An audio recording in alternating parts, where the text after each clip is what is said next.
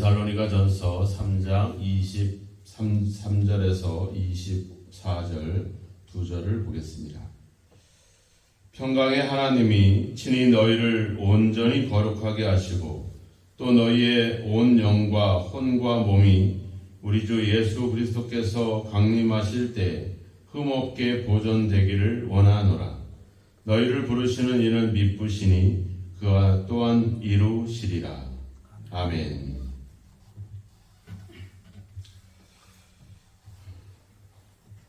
우리가 어제 어떤 신앙의 균형을 유지해야 된다는 점에 대한 이야기를 했습니다.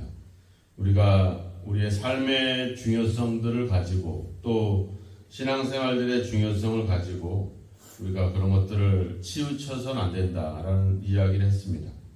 또 우리가 신앙적인 어떤 성령의 은사나 성령의 능력에 대한 이야기를 할 때에도 너무 지나치게 무절제하게 광신적으로 그렇게 행하는 것 또한 문제고, 또한 성령의 어떤 이런 영적인 활동에 대해서 우리가 너무 제한하거나 그것을 너무 또 배겨 멀리하는 것 또한 문제다, 이런 이야기를 했습니다. 그래서 성령의 어떤 은사들을 주는 것, 예언이라든지 이런 하나님이 우리에게 여러 가지 은사와 능력들을 부여하시는 것은 그 목적이 있죠.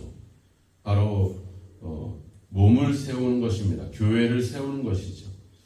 또한 우리가 4장 3절에서 얘기했던 것처럼 하나님의 뜻은 너희의 거룩함이다, 이런 이야기를 했습니다. 거룩함이라고 하는 말은 우리가 어떤 그런 예배나 이런 종교적인 활동에 대한 부분들이 아니라 그것을 포함해서 우리가 생활 속에서 덕을 세우고 또 피차 권면하고 또 우리가 함께 또 존중하면서 또 이런 연약한 자들을 돌아볼 수 있는 그런 삶을 통틀어서 이야기를 하는 것입니다. 그래서 그런 어떤 신앙과 삶의 어떤 균형을 갖고 조화롭게 살아갈 수 있는 것, 그것이 바로 하나님의 거룩한 어떤 삶의 모습이라고 하는 것이죠. 우리가 구원을 받을 때에도 우리는 우리가 몸은 흙에서 왔기 때문에 흙으로 돌아가고 영은 하나님으로부터 부여받은 것이기 때문에 그 원래 주셨던 하나님께로 돌아가는 것이다. 그래서 자칫 우리가 어떤 몸과 영을 분리해서 이분법적으로 생각하는 경향들이 있죠. 근데 우리가 생각하듯이 우리가 지금 내 영과 내 몸이 분리되어 있지는 않거든요. 항상 이것이 어떤 조화와 균형을 유지해 가는 것이죠. 근데 이제 그 당시에 데살로니가 교회, 그 당시 그리스 철학 사상에 젖어 있는 사람들의 생각에는 이런 분리된 생각들이 있었어요. 그래서 23절에 보면 영과 혼과 몸이 이렇게 세 개로 분류되어 있죠. 그래서 이런 갈등들이 많습니다. 신학적인 해석들이 많은데 영과 혼과 몸이 이렇게 과연 세 개로 나누어진 것이냐. 그 당시에 데살로니가 교회뿐만 아니라 이 아가야라든지 이 마게도냐라든지 이런 철학 사상의 지배를 받고 있는 그런 문화 속에는 이런 세 개로 나누어진 생각들을 갖고 있었어요. 몸은 당연히 이제 어떤 물질로 되어진 그런 육체를 얘기하는 것이고, 여기서 이야기하는 영은 어떤 인간이 가지는 어떤 의지, 양심, 뭐 이런 것들이 있죠. 동물들에게서 발견되지 못하는 우리 인간만이 가지고 있는 어떤 그런 감각, 감성들. 근데 혼은 동물들과 똑같은 어떤 본능들이 있죠. 본능, 또 우리가 맛을 보면 느낄 수 있는 그런 어떤 맛이라든지 또 냄새라든지 뭐 이런, 그러니까 물질적인 것이 아닌 좀 더 어떤 우리가 가지는 감각, 촉각 뭐 이런 것들이 있죠. 그런 어떤 우리가 본능적으로 느낄 수 있는 어떤 동물적인 감각들, 이런 것들을 우리가 보통 혼이다 이렇게 분류를 하고 합니다.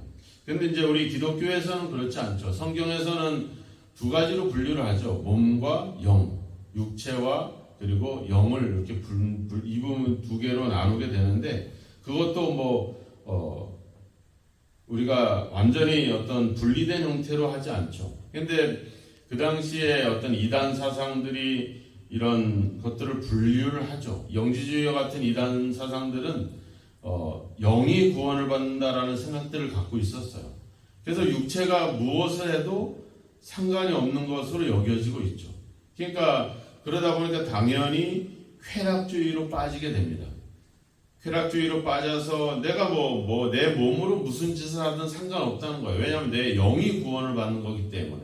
이런 식으로 분리해서 어떻게 그런 결과로 결국에는 타락이 이루어지는 그런 일들이 일어나게 되죠. 또 한편으로는 또 우리가 너무 이제 몸을 절제하는, 금욕하는, 먹는 것도 조심하고 또 우리가 어떤 그런 몸을 쾌락으로 내 몸을 도구로 쓰여지는 것을 또 극단적으로 치우쳐서 또 너무 금욕하고 절제하고 이런 행동들을 또 하면서 이건 먹어도 되고 안 먹어도 되고 이런 음식을 분리하고 이런 일들이 또 일어나는. 그러니까 항상 균형을 유지하지 못하고 치우치는 그런 경향들이 그 당시에 어떤 헬라 문화라든지 이 기독교 안에서도 또 그런 이단들이 그런 생각들을 우리에게 가져오게 하죠. 그런데 오늘 사도 바울은 이야기하잖아요. 영과 혼과 몸이, 즉 사도 바울이 영과 혼과 몸 세 가지로 나누는 게 아니라 그 당시에 데살로니가 교회 성도들이 그런 문화 속에서 성장해 왔기 때문에 그들을 이해시키기 위한 그런 표현이지 여기서 이걸 분리한다라고 봐서는 안 됩니다. 그래서 그것이 언제예요? 그리스도께서 강림하실 때 흠없게 보존되기를 원하노라. 그러니까 몸도 영도 다 보존되기를 원한다는 겁니다. 온전하기를 원한다는 거죠. 몸은 그냥 썩어지고 흙으로 돌아갈 것이기 때문에 그냥 타락해도 된다는 생각이 아니라, 그리고 또 이 몸이라고 하는 의미는 결국 뭐겠습니까? 우리의 어떤 삶을 이야기하는 것이죠. 영이라고 하는 부분들은 어떻게 보면 좀 종교적인 영역들을 가지고 있죠. 그런 모든 것이 다 보존되기를 원한다. 앞서 얘기했던 것처럼 평강의 하나님이 너희를 온전하게 거룩하게 하시고, 즉 우리가 예수님이 오셨을 때 우리의 영과 우리의 몸이 온전해지는 것, 그것이 바로 하나님의 거룩함이다, 하나님의 뜻이다, 이 이야기를 하고 있는 것이죠. 그러니까 그냥 우리의 육체를 말하는 게 아니라 우리의 삶을 이야기한다고 이야기했습니다. 우리의 삶과 우리가 하나님을 바라보고 소망하는 그런 영적인 영역들이 온전히 하나님이 오셨을 때 우리가 온전하게 그렇게 계속 보존되기를 원한다, 이 이야기를 하고 있는 겁니다. 그러니까 우리가 주님이 다시 오는 그날을 바라보면서 삶을 팽개치고 그냥 어떤 육체로 행해야 될 일들은 제쳐놓고 하나님만 바라보고 이렇게 행하는 것들에 대해서 우리가 경계를 해야 되죠.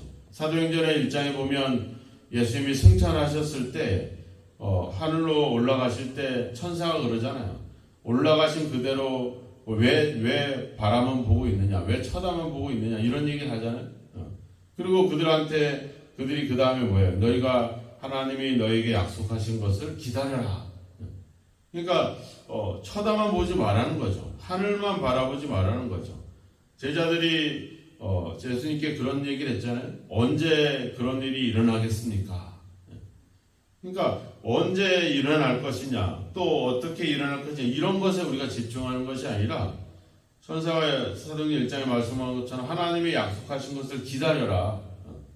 그 약속하신 것을 기다려라. 그냥 하늘만 쳐다보고 기다리는 것이 아니라죠. 그래서 그들이 뭐를 해요? 기도를 하잖아요. 기도를 하고 그들에게 성령이 임하고 그들이 이제 성령의 능력의 삶을 살아가게 되죠. 그러니까 그 삶을 살아가면서 하나님을 바라보는 것, 준비하면서 그때를 기다리는 것, 그것이 하나님이 원하시는 것이라고 하는 겁니다. 근데 오늘 말씀에 보면 하나님이 친히 너희를 거룩하게 하신다. 또 24절에도 보면 너희를 부르시는 이는 미쁘시니 그와 또한 이루시리라. 하나님이 이루신다는 표현들을 쓰잖아요. 그러니까 여기도 우리가 오해를 하면 안 되죠. 하나님이 다 하시니까 나는 아무것도 안 해도 된다, 이런 생각들.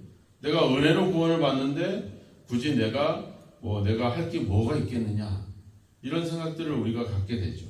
우리가 주님이 오시는데 우리가 기도하고 예배하면서 그렇게 준비하면 되지, 굳이 우리가 없어질 세상의 삶을 살아갈 필요가 뭐게 있겠느냐, 이런 생각들을 갖게 되는 거죠.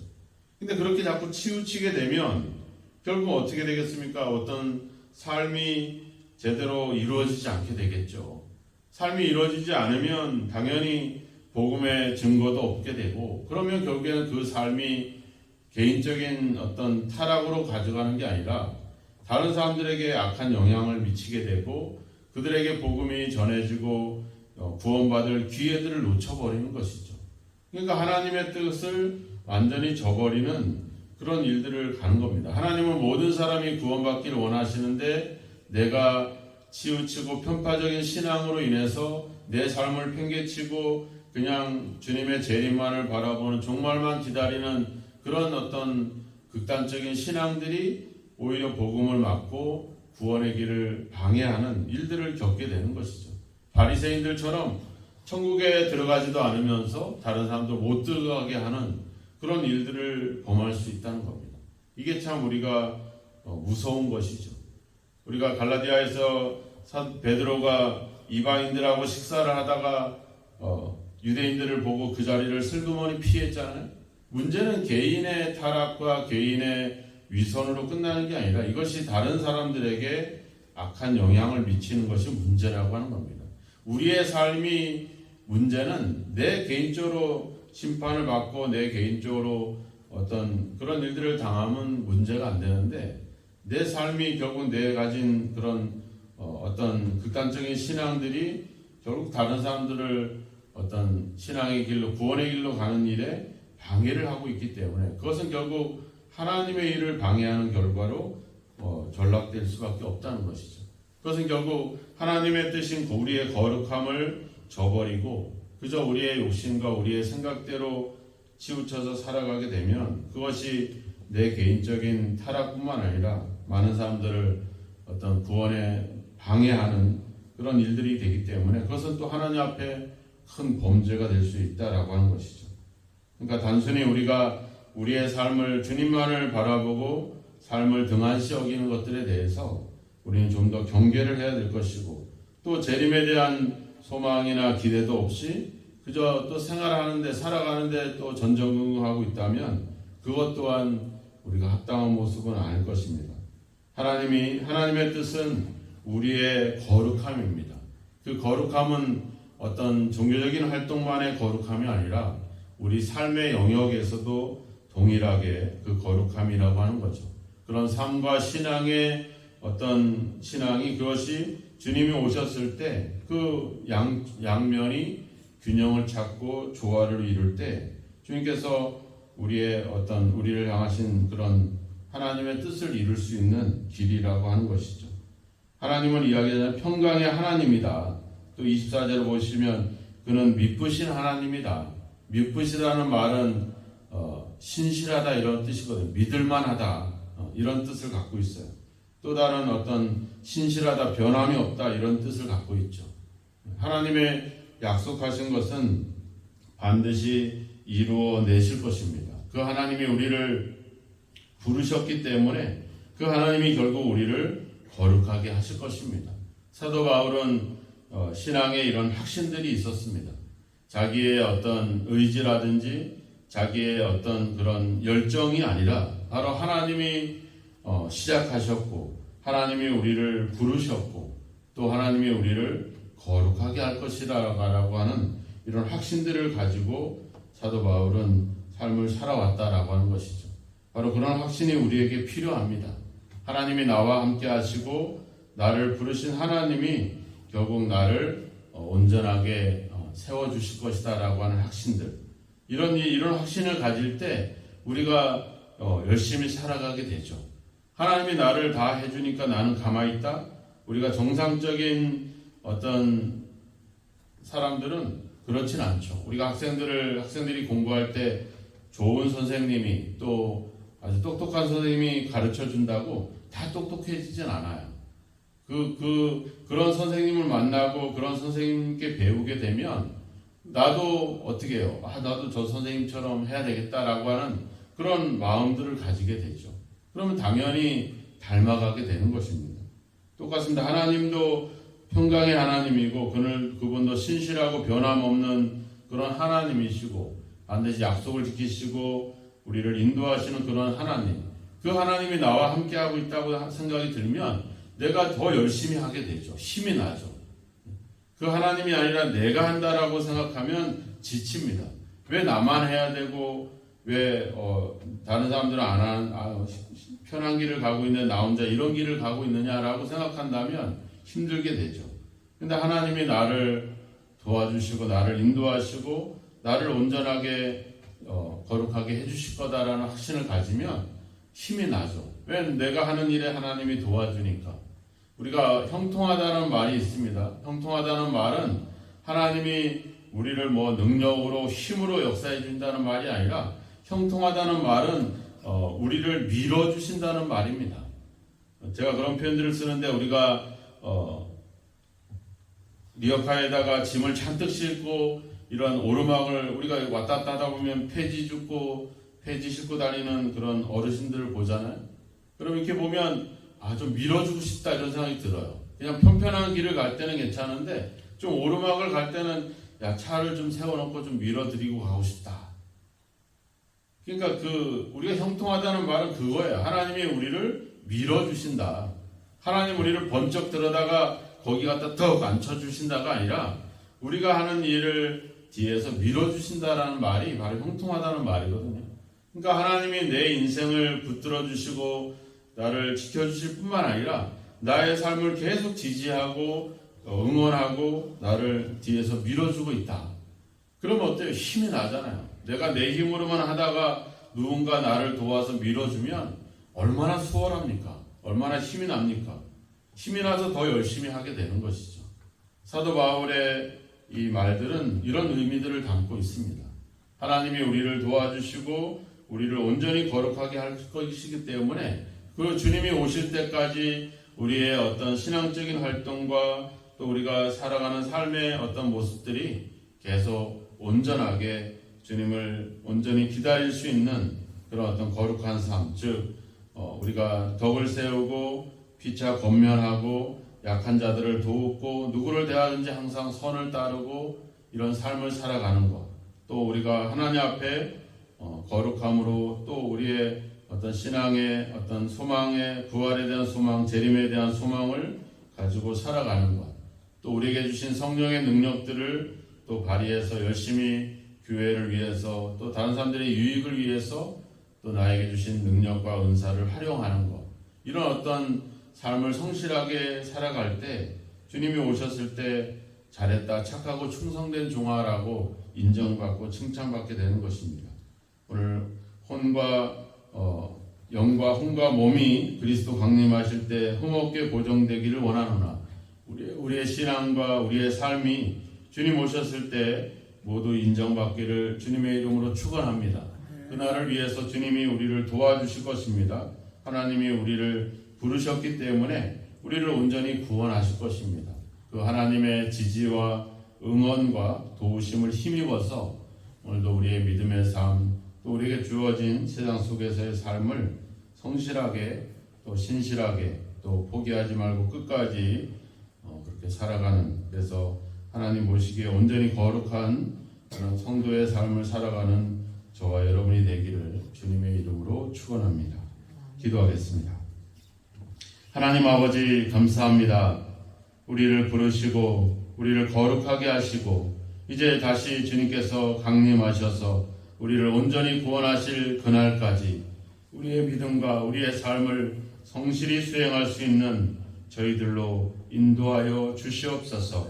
세상적인 잘못된 사상과 철학과 세상 사람들의 생각처럼 우리가 극단적으로 육에 치우치지 않게 하시고 또 영에 치우치지 않게 하시며 또 너무 종교적인 활동에 또 너무 아버지 세상적인 삶에 극단적으로 치우치지 않고 그 속에서 아버지 균형을 유지하며 거룩한 삶을 살아갈 수 있는 저희들로 우리를 인도하시고 붙들어 주시기를 간절히 원하고 소망합니다. 그래서 아버지 주님 오셨을 때 우리가 인정받고 상을 받을 수 있는 준비된 심령으로 살아가게 하여 주옵소서. 오늘도 주어진 우리의 삶을 성실히 감당하게 하시고 또 아버지 우리가 부활의 소망과 재림의 소망을 가지고 아버지 한 주여 깨어서 주님의 날을 준비할 수 있는 아버지 그런 믿음의 삶을 살아가도록 저희들을 도우시고 주여 함께하여 주시옵소서. 예수님의 이름으로 기도하옵나이다.